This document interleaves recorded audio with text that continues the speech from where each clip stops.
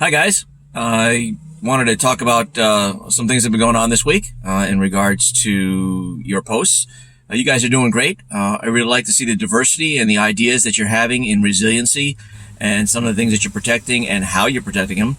One of the things you guys did bring up was terrorism. Have in mind that terrorism has a very different aspect of it in the world, comparing what we see and what other people see. The danger is just as real, whether it's an homegrown individual that attacks you, a disgruntled individual, an active shooter, or an international terrorist. The result is the same, where people are getting injured, people may die.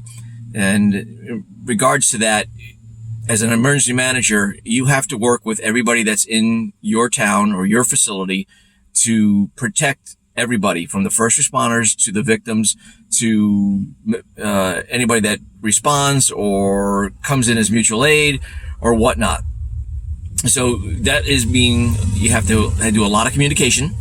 You have to do a lot of planning, do drills. This is not something that just pops up out of nowhere. This is a lot of planning. You should be talking to your police department and sheriff's departments. They are privy to information that the general public is not. Reach out maybe to your local FBI office if you have one close. Explain what you're doing. There's certain information that they can pass along, regards to protection. These are great places you can interface with. You can get training from them, and you can get some information in certain regards to what is out there and what your threat is in your town or city or facility. That said, one of the hardest things to deal with is the mental aftercase of that event, not only for the victims, as we well know, but also for the first responders.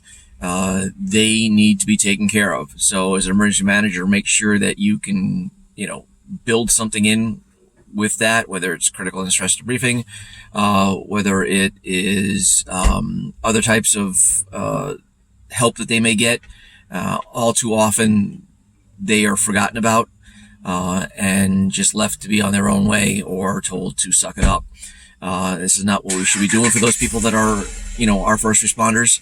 We should be taking care of them in any way we can. Also, we go back to that communication process. Up, down, left, right. You should be communicating with everybody.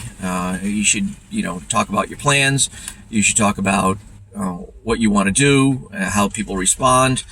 These are all things that you're going to be learning in class, or you've already learned in class. As far as mitigation goes, the best defense, it doesn't always work in terrorism.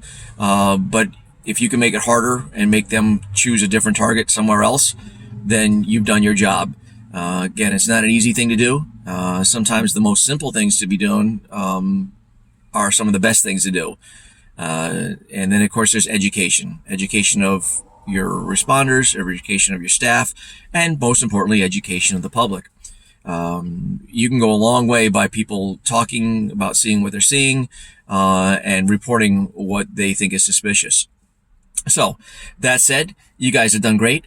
Keep up the great work. I will see you in class. Again, if you have any questions, please pop them out there. If you have any ideas, you have any articles, please post them, share them with everybody.